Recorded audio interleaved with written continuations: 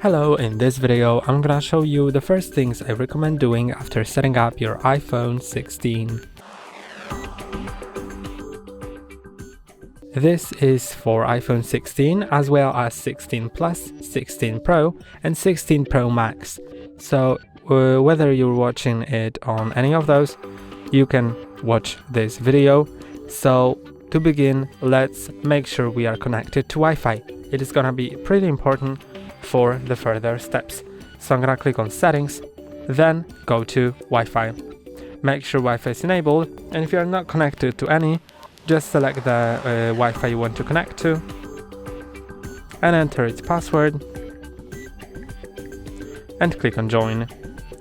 Then it'll connect you, although I'm gonna go back to my previously connected network and then I'm gonna go back and let's continue with the next step, which is signing into Apple account if you haven't done that yet. It is gonna be pretty important because without it, we'll not be able to access some Apple services, like for example the App Store, from which we're gonna download apps later. So let's go to Apple account. Then you can either use another Apple device to log in, or you can sign in manually. I'm just gonna use another Apple device, but if you want, you can sign in manually, enter the email and the password, but I'm already logged in on my old iPhone, so I can click on use another Apple device. Then on this old iPhone it'll ask me for that, so I can click on get started, then enter my passcode to this iPhone, to this old iPhone, then scan the circle, whatever. But of course, if you want, you can sign in manually. It'll work the same, but here you can select whether you're setting it up for yourself or for your child. I'm gonna click on set up for me. Then I need to hold these phones close together. And as you can see, I think I'm logged in already.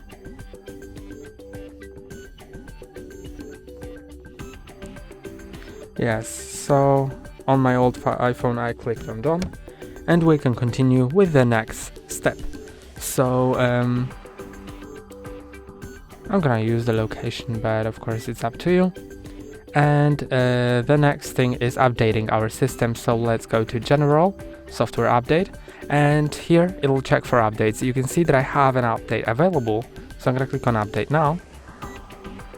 Of course, you don't have to update, but I really recommend doing so because updates provide the newest security fixes, the newest features, as well as they make sure that your phone runs smoothly without any issues. So you can continue using your phone while the update is being downloaded. Then later it'll ask you to install the update, and that'll restart your phone. So that will take a moment, and after that you can continue using your phone. Of course, if you don't have any update available, then you don't have to update. I'm gonna just do something else, display and brightness in settings, and I'm gonna change the auto lock time to never, because I'm recording this video and I don't really want my phone to get dark every 30 seconds. And now the update is downloaded and it'll start preparing the update. It usually takes a bit longer than the downloading process. And I'll just get back to you when it prompts me to install and restart. And now the software update is downloaded, so you can click on later or install now. I'm gonna install now. And now it'll just show the Apple logo and a bar at the bottom, like that.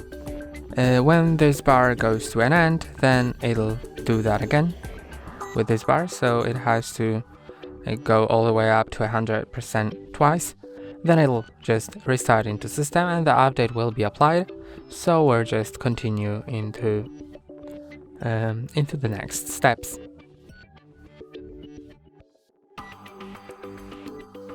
And the update is applied, so let's continue with the next step, which is updating the apps if there are any updates, because updating apps is important for the very same reason. So So I'm just gonna go to the App Store, then I'm gonna click on continue. Now you can turn on or off personalized ads. I'm gonna turn it on. Then you can enable location. I'm gonna allow it. Then click on your profile icon in top right corner and go to apps, I believe. My apps? Or no? Let's go somewhere else. Maybe maybe I've forgotten where to do it. So I think if there are no updates showing here, that means that we don't need to update anything.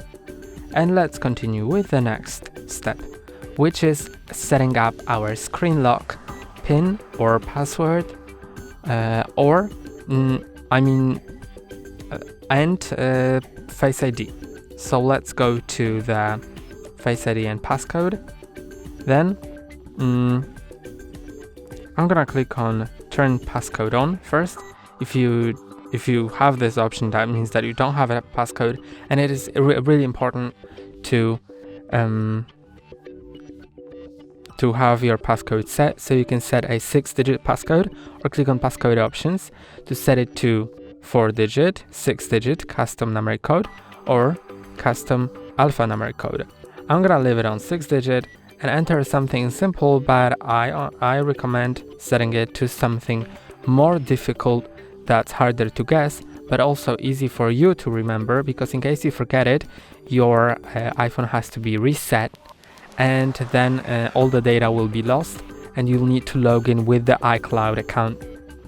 But it's still worth it to have the passcode, so no one uses the phone besides you.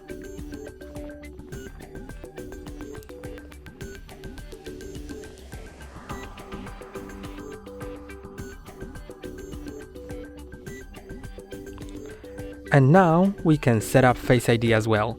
And on other phones, on Android phones, it is not secure, but on iPhones it is really secure because it bases on the IR sensor, which is 3D. So I'm gonna set Face ID, then click on Get Started. And now we need to position the face within the frame, then do a round movement around, so it scans our face.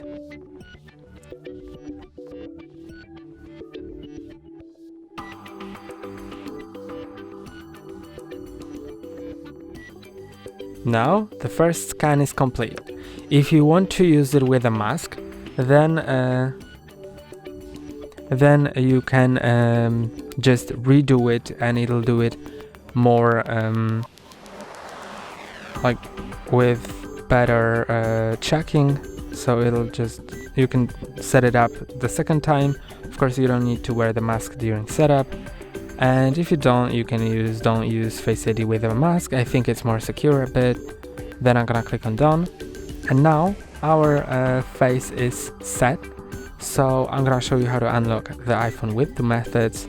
So the first one is just swiping up, then entering the passcode.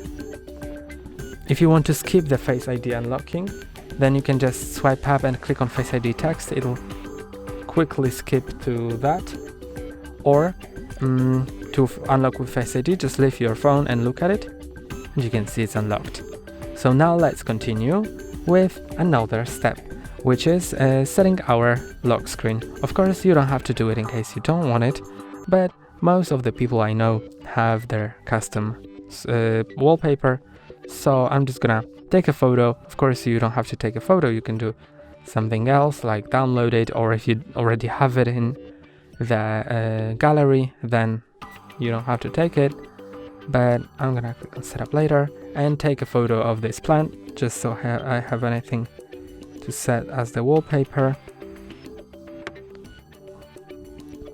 And then I'm gonna go to the settings and wallpaper. Now we can add a new wallpaper and select the wallpaper either from the ones provided by Apple, or from photos, or a photo shuffle, live photo, emojis, or whatever. I'm gonna go to photos, then select that photo, and now we can adjust it. You can see we can zoom it out even further that it was taken. I think it looks good that way. So you can also apply a filter as well. You can change the clock style and color. I'm gonna set it to that maybe, and this style. And then you can click on add. And you can either set it as a wallpaper or customize the home screen. I'm gonna click on customize home screen, and on home screen you can blur on or unblur the wallpaper. You can also, instead of that, make a color. You can choose a different color. You can also do a gradient, or a different photo can be set as well. So I'm just gonna set a different photo on that, maybe like that. Then click on done, and click on done. Now this is my new wallpaper. As you can see, this is how it looks here, and this is how it looks here. Now let's continue with the next step, which is adding our card to Apple ID. Of course, you can skip it, but in case you want to pay with your phone contactless in stores, you can just go to the Apple Wallet app, and then you can click on add or click on plus, and then click on debit or credit card, then choose your bank.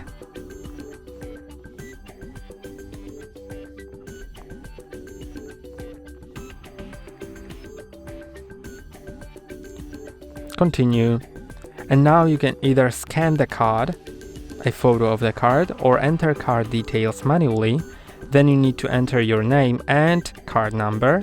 Later you'll need to add things like the CVV number or the expiry date, and after that you'll confirm with your bank via SMS, phone call, or the bank app in order to add that card to Apple Pay. And then in order to pay with it in stores, you'll just need to double click on the side button, then verify with your Face ID. I don't have it set here, but I'm gonna show you on my other phone. Just double click on the side button, then verify with Face ID, and you can see you can now hold your card near the reader and it'll pay with it. So let's continue with the next step, which is installing some important apps. So if there are any apps that you use on a daily basis, maybe Facebook, Instagram, TikTok, or something else, you can download it here. So you can just search for it and click on install. And I think that's it. That's all for today. Don't forget to like and subscribe. See you next time.